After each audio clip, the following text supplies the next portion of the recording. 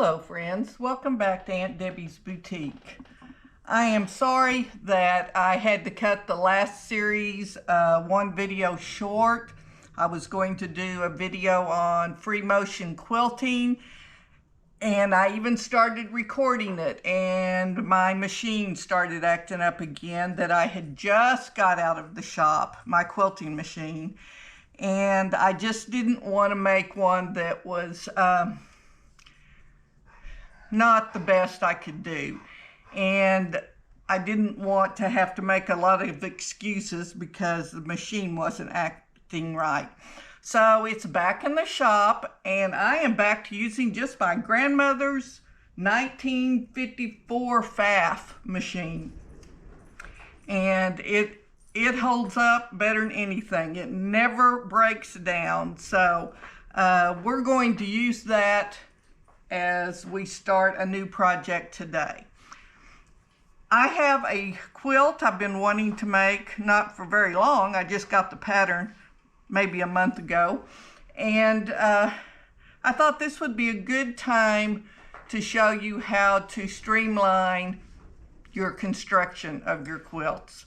How we can put what seems to be an insurmountable task and break it down into easy step-by-steps and get out a quilt top in not record time, but in a reasonable amount of time. Now, if you aren't subscribed to the Missouri Star Quilt email, I would highly recommend it. They have a daily deal every day. Actually, they have several, but they have one specific. And they send you an email every day, and I'm a real sucker for those daily deals, and I'll buy a bunch of layer cake or something that they have on sale. And of course, then I have to buy all the fabric that goes with it, and they end up making good money off of me just because I was a sucker for that deal. But about a month ago, they had a free download of a pattern, and I just love the pattern. I am a sucker for any kind of star quilt. And this one is called Corner Star. And it's got a little more character to it than just your standard star. And so I thought this would be great for us to learn how to streamline putting all these together.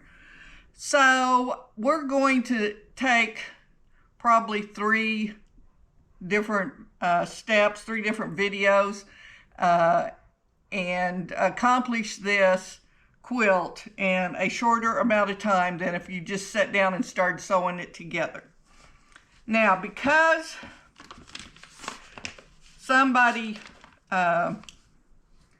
spent time and energy creating this pattern, and they are selling it, I cannot give you the dimensions of any of the pieces that I cut out. That's not fair to them, and I wouldn't do that to anybody. So I will give you information that I feel is okay to share, but I recommend you go to their website and download Corner Star. It is now on sale for $8.50. I just looked a few minutes ago. So, and you can download it or you can get the paper pattern in. This might be a better picture of it. It is a square quilt, 80 by 80.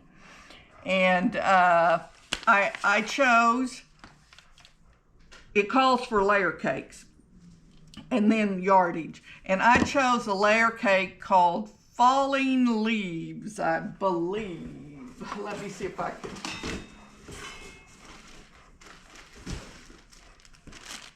I've got some more yardage for the back and the borders up. Fluttering Leaves, like bloomers, evergreen. Maybe it's called Fluttering Leaves. I should have looked this up before I started, sorry. Fluttering Leaves. And I cannot tell you who it's by. I knew when I ordered it. But I've been wanting kind of fall colors quilt, and I just love the colors in all this. So I have already taken my layer cake. That's what these 3 piles are. And I've cut it up. Actually, it only takes 20 squares. So you do have about half of your layer cake left. So you could actually make 2 quilts out of it if you wanted to. But aren't these all just gorgeous colors?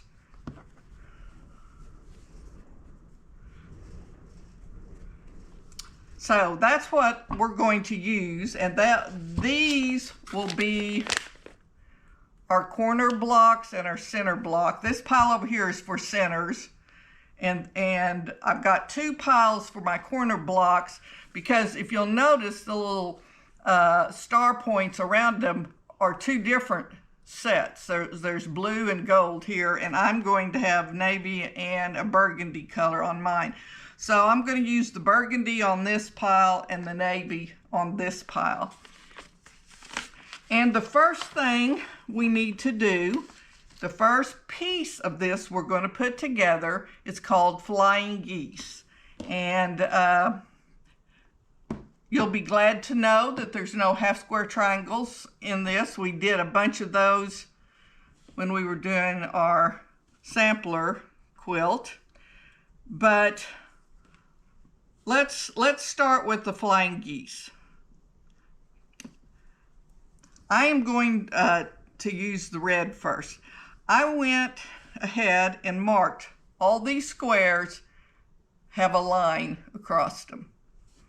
And I am going to line it up on a corner.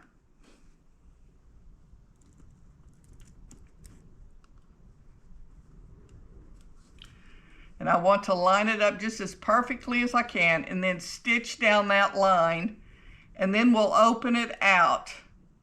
Then we're going to take another one and put it on this corner after we've opened this one up, and stitch on the line and open it up. And that's what's called a flying geese. If you put a bunch of them together, they kind of look like flying geese. Now, one hint that I'll give you is, instead of stitching right on top of that line, I stitch a little bit to the outside, just a hair, so that when I fold it back, it folds back enough that what we want it to be is even with both of these sides, okay? So if you do it right on top of it, sometimes the fold takes up just a little bit and you might be a hair shy. But whatever you do, just do it consistently, because if you stitch on this side of the line on a few of the blocks, but right on top of it on the other blocks, then they're not going to line up the same. So you want to be consistent with that. Okay, I'm going to put together one of these flying geese for you to see, and then we'll talk about how we want to streamline doing the rest of them.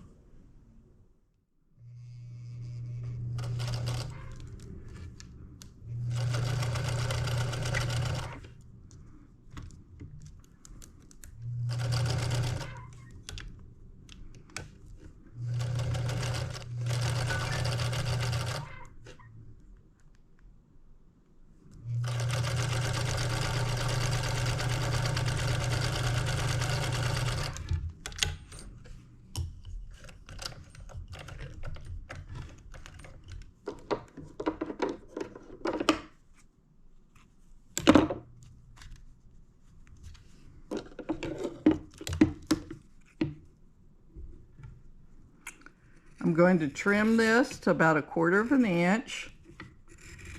And I had a little bit of a rough start there because I had my feed dogs down. So it didn't want to feed, so fix that. Now I'm going to finger press it open.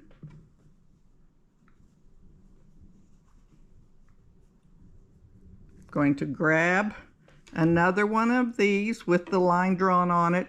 You always want the line to go from side to side or side to corner. You don't want to start on a corner and end up in the middle of your block. And this is going to overlap just a little bit, so that's why you want to make sure you've got it open all the way.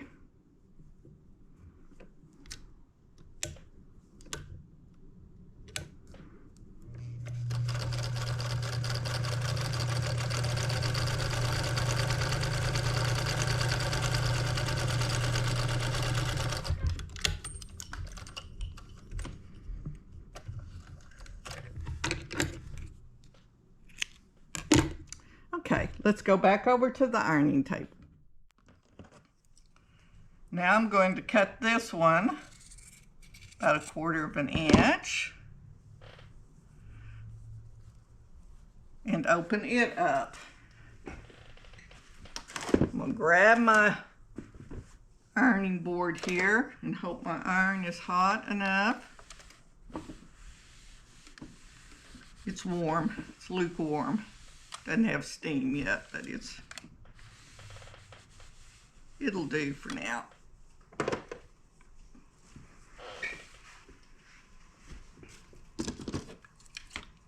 Cut off my extra strings.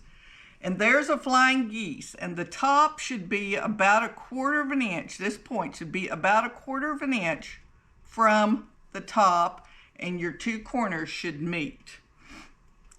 Now, I will measure this and trim it up if it's a little bit wider than it should be, but since I can't give you those measurements, I'll do that off camera. But if it's off, it's just a hair because I stitched a hair inside that line. Okay, so now you know how to make a flying geese. Now then, let's look at streamlining. We're going to need,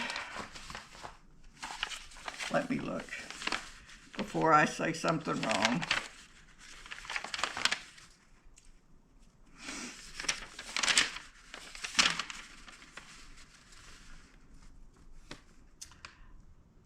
There's a total of 128 flying geese on this, and there's 64 of each color. So 64 of burgundy and 64 of the navy. So that could take a really long time if you were to do each block separate. So what I'm going to do, I'm going to take about 12 of these.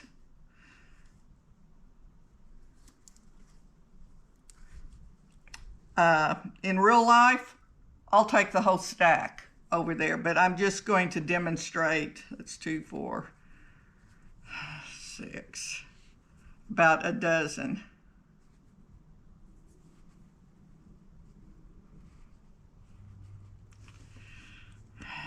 Eight, 10. Actually, I'll just take one more because I already made one. And then I'll need 12 of these. 1, 2, 3, 4, 5, 6, 7, 8, 9, 10, 11. Now I'm going to take these over to the machine and I am going to chain it and sew just the first side of all these back to back. Okay, let's go do that.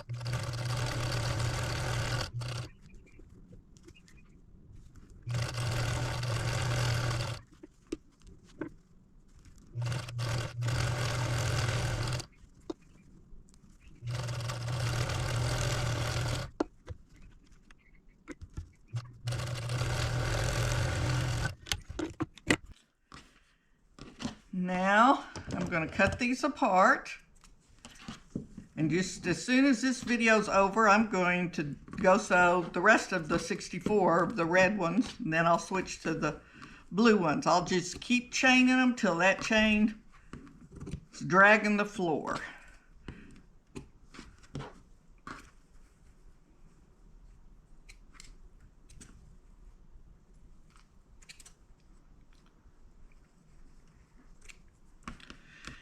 Now we can either use our blade or our scissor.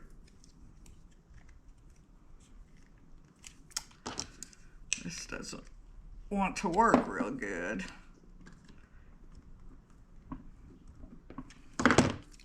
Well, I guess I'll use this one.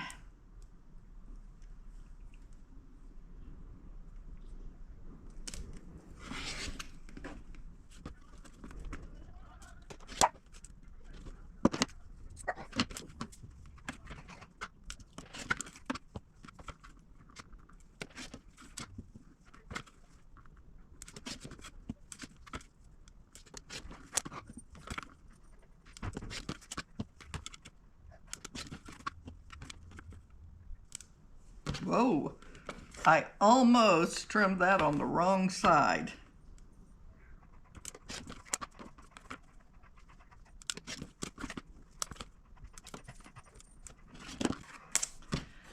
Okay, the reason I went ahead and used my blade instead of the scissors is we're going to have 128 of these on our quilt, and I think it'll look better if I at least make an attempt at making all of our seam allowances the same size. Now then, I'm going to go ahead and iron these open, and we're going to iron it.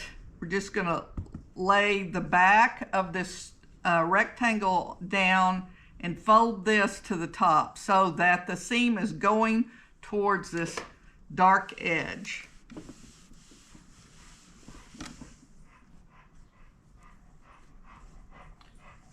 My iron must be out of water because it's had plenty of time to heat up and it doesn't want to steam.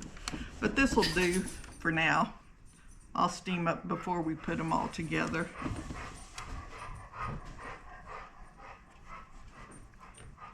Excuse the dogs in the background.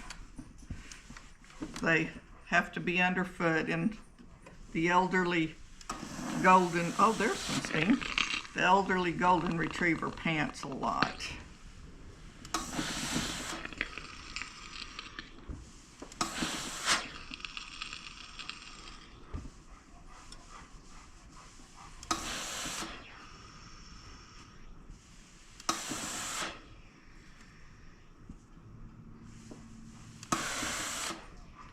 Go ahead and steam these.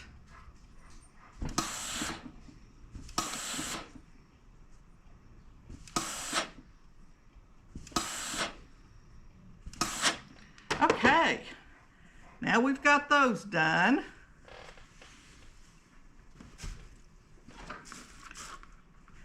Now we're going to take another 11 blocks. 1, 2, 3, 4, 5, 6, 7, 8, 9, 10, 11.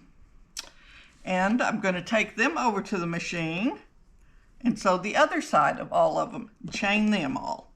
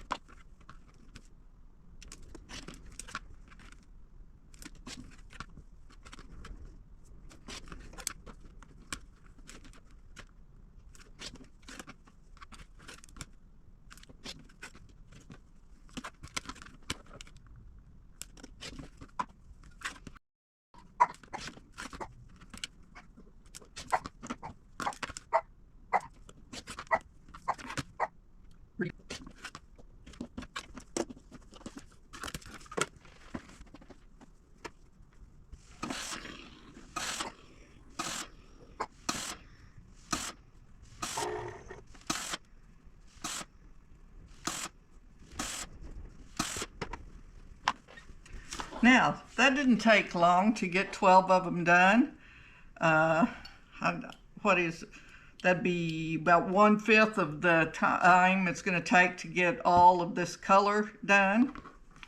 Now, the next thing we want to do is take 2 of these. I'm going to trim them up a little bit off camera, but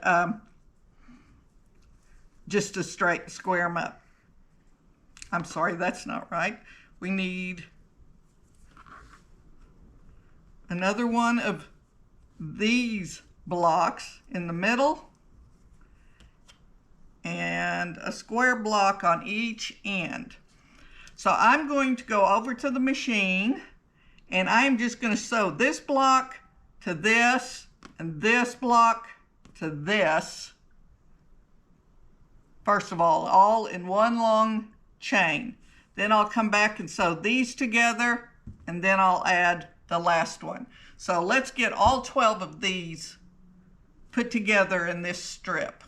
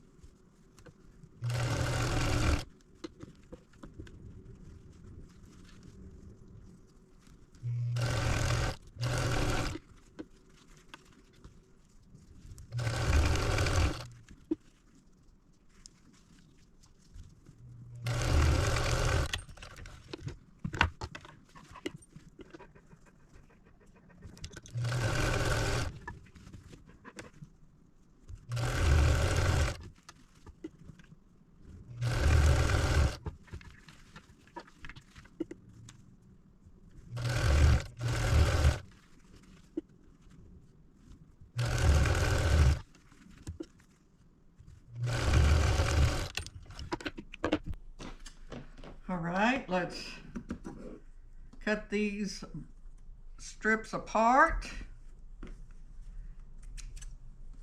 and we will iron them and we will be through with today's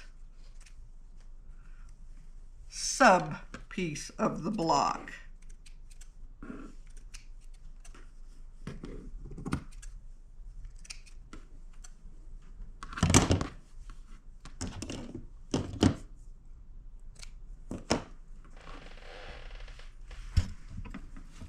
Sorry, I hit the camera again. Okay, here's what our strip looks like. You see if I can get a close-up picture. This is a top strip, and when we turn one the other way, it becomes a bottom strip. So we have these 2 outside strips done for, what, 6 blocks. 3 blocks. 3 blocks, I'm sorry, because it takes 2 for them. So we want to iron this away from the dark color. Now, normally you want to iron towards the dark color, but because of these flying geese, it's best to iron these this direction.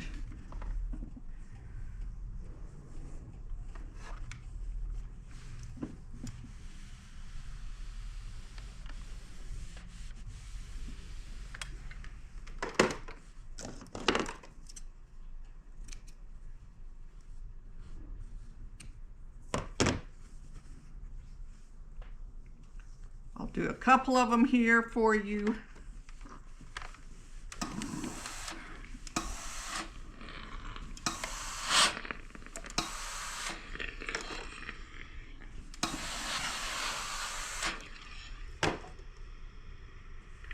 So that's going to be the bottom strip of our block. And this will be the top strip. And there's 3 rows in between. So if you are joining me in making this quilt, your assignment tonight is to sew all these strips up for all of your blocks. That's what I'm going to do as soon as I turn the camera off. I'm going to start stitching, and then the next one I will bring to you, we're going to construct another sub block, and then we will stitch those rows together. So thank you for joining me today. I hope you have learned something from this and you've enjoyed it. Excuse the dog, Rudy, please.